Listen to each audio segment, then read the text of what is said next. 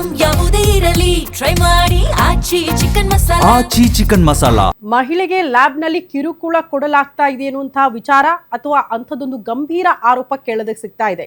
ಯಾವ ಲ್ಯಾಬ್ ಅಲ್ಲಿ ಈ ರೀತಿ ಘಟನೆ ಆಗಿರೋದು ಆ ಕುರಿತ ಡೀಟೇಲ್ಸ್ ಇದು ಬೆಂಗಳೂರಿನ ಬ್ಯಾಡರಹಳ್ಳಿ ಪ್ರಕಾಶ್ ಡಯಾಗ್ನೋಸ್ಟಿಕ್ ನಲ್ಲಿ ಆಗಿರುವ ಘಟನೆ ಇದೆ ಅಂತೆ.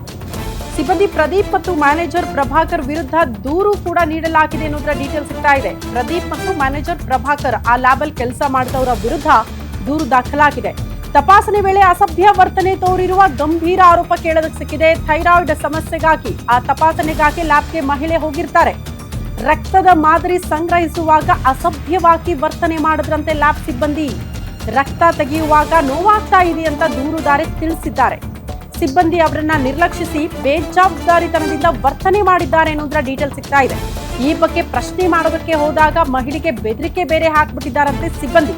ಬ್ಯಾಡರಹಳ್ಳಿ ಪೊಲೀಸ್ ಠಾಣೆಯಲ್ಲಿ ಈ ಕುರಿತು ಮಹಿಳೆ ದೂರನ್ನ ನೀಡಿದ್ದಾರೆ.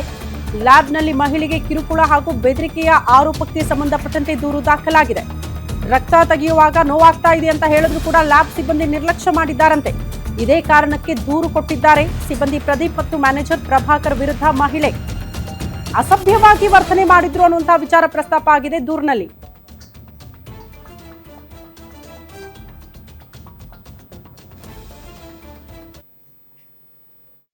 ಥೈರಾಯ್ಡ್ ಟೆಸ್ಟ್ ಮಾಡೋದಕ್ಕೆ ಪ್ರಕಾಶ್ ಡಯಾಗ್ನೋಸ್ಟಿಕ್ ಲ್ಯಾಬ್ಗೆ ಹೋಗ್ತೀನಿ.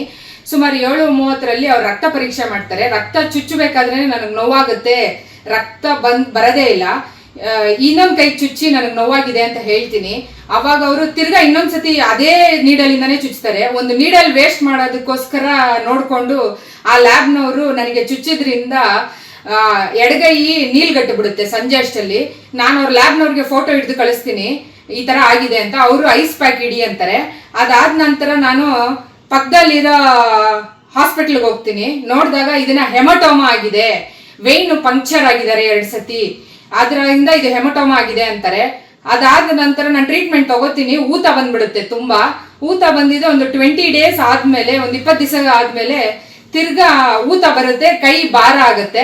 ಅದಾದ್ಮೇಲೆ ತಿರ್ಗಾ ವಿಕ್ಟೋರಿಯಾ ಹಾಸ್ಪಿಟಲ್ ಅಲ್ಲಿ ಟ್ರೀಟ್ಮೆಂಟ್ ತಗೋತೀನಿ.